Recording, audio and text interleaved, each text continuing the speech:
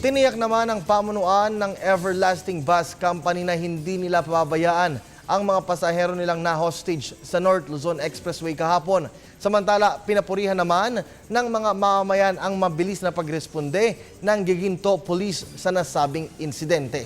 Ang ulat mula kay Julius Lisamburun.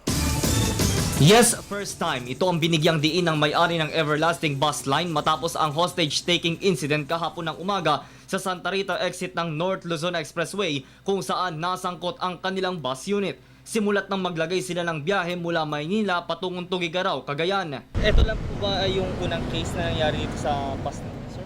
First time na suportahan sila kung anong pangangailangan nila habang narito sila. Okay naman sila, wala naman sa kanila nasaktan. Siyempre gusto nila makauwi. Okay naman yung pagka-handle ng mga pulis sa sitwasyon. Ayon kay Balabis, hindi sa terminal sumakay ang suspect na si Lauro Sanchez, kundi sa bahagi ng Kawayan, lalawigan ng Isabela. Sa terminal may mga measure tayo doon. Kaya lang dito sa daan, hindi naman yung sasampa, kinakapkapan ng mga konduktor. Halos binubuhat pa nga nila yan para matulungan. Personal naming nakausap ang suspect. Sa kanyang salaysay, nag-ugat ito sa pag-set up umano sa kanya ng ilang tauhan ng PNP-CIDG sa reklamong pagnanakaw. Tulungan niyo ako, sir. Media, wala pong bumuntang media doon po sa bus na yun. Sasalvage ako, kasama na po sa bus. Kaya sinunggabong ko na po ang Taiwanese. Base sa pinakahuling ulat, nahaharap sa mga kasong serious illegal detention at alarming scandal ang lalaking ng hostage. Samantala, pinapurihan naman ng ilang pasahero ang mabilis na pag-aksyon ng mga otoridad, lalo na magpanggap ang isa dito na driver ng bus upang mabilis na mapasok ang sasakyan at mailigtas ang lahat ng pasahero. Gusto ng hostage taker na patakbuhin tong bus, walang driver. Hay ate, tayo ka dyan. Isara mo yung pintuan doon. Tayo, bilis. Sabi niya sa akin, ayun, dahan-dahan ako dumaan sa harap niya.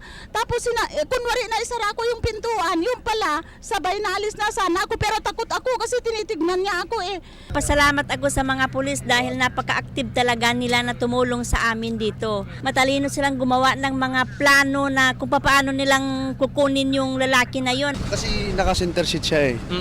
Center seat na siya nakaupo nung nabakuha ko siya sa Kawayan City, sir. May dalawang pulis namang nasugatan sa insidente matapos manlaban umano ang suspect habang ibinababa nila ito sa emergency exit ng sasakyan. Very unstable po yung tao, may galit po siya sa pulis, kaya po ang pinadala po kami mga nakasibilyan na pulis po. Nakapambuno po kami sa stage taker. Patuloy lang po na magtiwala sa pambansang pulisya ng Pilipinas at ginagawa po namin lahat para po sa kapakanan ng mamamayan. Matapos ang insidente ng hostage taking dito sa may bahagi ng Santa Rita exit at ng North Luzon Expressway, patuloy na pinapaalala ng mga otoridad at tiniyak nila ang seguridad ng mga pasahero, lalo na yung mga sumasakay na mga pampasaherong bus hindi man sa Metro Manila kundi maging po yung mga galing ng probinsya. Mula dito sa Giginto sa lalawigan ng Bulacan, kasama sina Jun Bas, Tatrayan Nicolas, Julius Lisamburun, Telebisyon ng Bayan.